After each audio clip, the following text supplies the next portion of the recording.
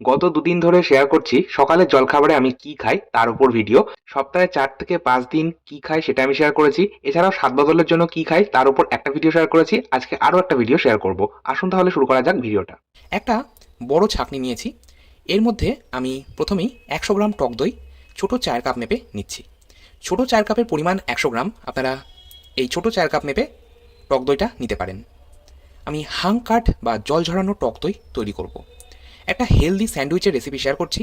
খুব চটজলদি যদি আপনাদের কোনো ব্রেকফাস্ট রেডি করতে হয়, আপনারা কিন্তু এই ব্রেকফাস্টটা বানাতে পারেন। এটা আমার ভীষণই পছন্দের একটা ব্রেকফাস্ট।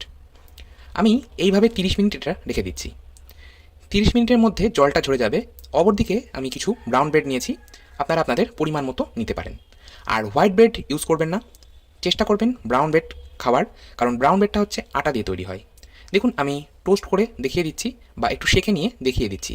এইভাবে আমি রুটিটা সেঁকে নিই, আর কোনো রকম বাটার ব্যবহার করি না। ব্রেডগুলো আমার সেঁকে নেওয়া হয়ে গেছে। এখানে আমি স্যান্ডউইচের স্টাফিংয়ের জন্য কিছু সবজি নিয়েছি। একটা ছোটো সাইজের গাজর গ্রেটারে গ্রেট করেছি। একটা ছোটো পেঁয়াজ আমি খোসা ছাড়িয়ে টুকরো করেছি। একটা ছোটো সাইজের ক্যাপসিকামের অর্ধেকটা টুকরো করেছি।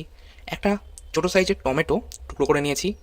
আর একটা মাঝারি সাইজের শশা খোসা সমেত ছোটো টুকরো করে নিয়েছি। আপনারা চাইলে খোসা ছাড়িয়ে নিতে পারেন। আর কিছুটা কাঁচা লঙ্কা নিয়েছি। দেখুন সবজির পরিমাণগুলো কিন্তু আপনারা আপনাদের পছন্দ মতন রাখতেই পারেন। এবারে 30 মিনিট হয়ে গেছে। আমি জল ঝরানো টক দই বা হাংকারটা নিয়ে নিচ্ছি। একটা বাটির মধ্যে আমি হাংকারটা নিয়ে নিলাম। এবারে এই জল ঝরানো টক দই বা হাংকারটা খুব ভালো করে একটা চামচ দিয়ে ফেটিয়ে নিচ্ছি। একটা ক্রিমি স্ট্রাকচার চলে আসবে। আপনারা যখন এটা বানাবেন নিজেরাই দেখতে পাবেন।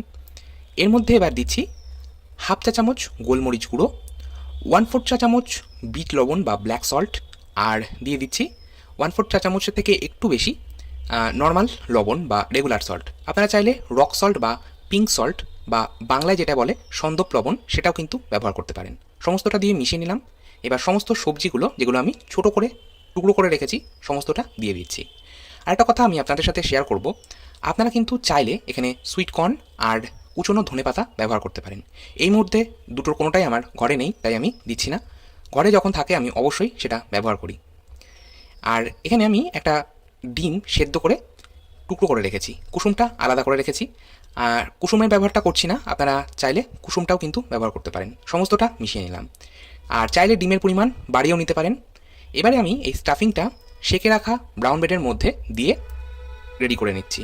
তৈরি হয়ে গেল আমার ভীষণ পছন্দের একটা হেলদি স্যান্ডউইচ। এরই সাথে আমি রেখেছি ফল। ফলের মধ্যে অন্য কিছু থাকুক আর না থাকুক, আপেল কিন্তু অবশ্যই থাকবে। এর আগের ভিডিওগুলোতেও আমি যেটা বলেছি। আচ্ছা, আপেলটা আমি টুকরো করে নিচ্ছি। এর সাথে আমি একটা কলা নিচ্ছি। কলাটা আমি এইভাবে মাথার কাছ পেছনের কাছটা অল্প করে একটু ছাড়িয়ে নেব। খোসা ছাড়াচ্ছি না, তবে অবশ্যই খোসাটা আমি ছাড়াবো খাওয়ার আগে। যাই হোক, আর এর সাথে আমি কিছুটা পরিমাণে খেজুর আর অ্যামান্ড নেব। আপনারা কিন্তু আপনাদের পছন্দ মতন যে কোনো ফল, যে কোনো ড্রাই ফ্রুটস নিতেই পারেন।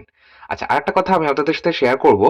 এই যে আমি গত ২-৩ দিন ধরে আমার ব্রেকফাস্ট থালিগুলো শেয়ার করছি, এগুলো কিন্তু আপনারা শুধুমাত্র ব্রেকফাস্টে নয়, আপনারা স্কুল, কলেজ, অফিসে লাঞ্চ বক্স বা টিফিনেও কিন্তু নিয়ে যেতেই পারেন। আজকের মতো এই পর্যন্তই। ধন্যবাদ।